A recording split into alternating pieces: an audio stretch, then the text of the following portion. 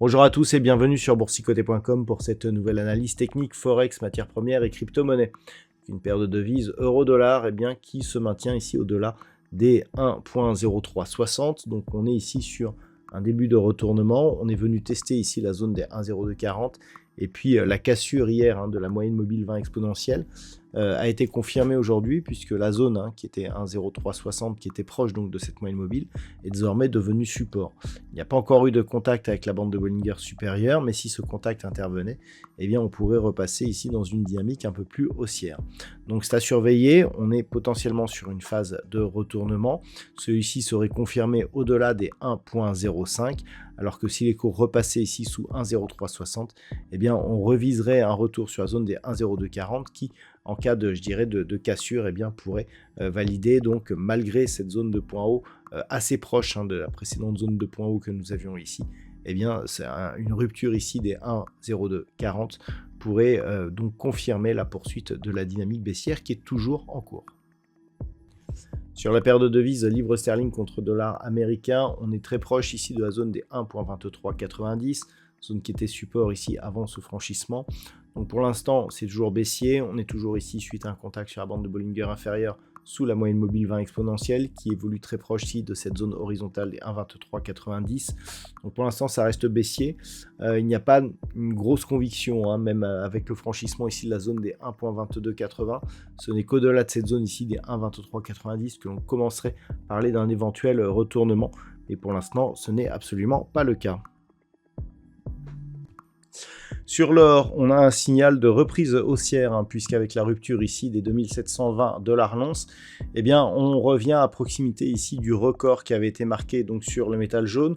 On sort de ce range de consolidation donc, par franchissement de cette zone horizontale et on confirme ici la tendance moyen terme qui reste haussière avec donc ici une phase de consolidation, phase de temporisation et tentative de reprise. Donc on est pour l'instant sur et je dirais une anticipation puisque la confirmation de cette reprise haussière ne se fera que par rupture ici de cette zone de point haut, mais grossièrement par la rupture de cette zone horizontale.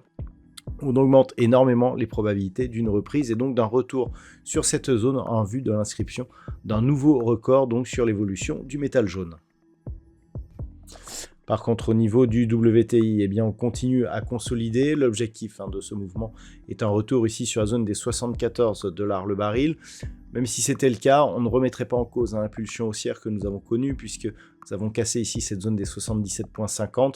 Ce n'est que sous 74 $ le baril que l'on commencerait à affaiblir, voire à invalider ce mouvement haussier puisque l'on pourrait revenir ici dans une zone beaucoup plus neutre. Donc pour l'instant, malgré la phase de consolidation en cours, on reste sur une dynamique haussière dont l'objectif est une poursuite ici en direction des 80,50 $ le baril. Et enfin, au niveau du Bitcoin, après le record que nous avons connu hier, eh bien, la crypto-monnaie se stabilise ici au-dessus des 102 000 $ pour un Bitcoin. Donc, on reste ici dans une dynamique plutôt haussière.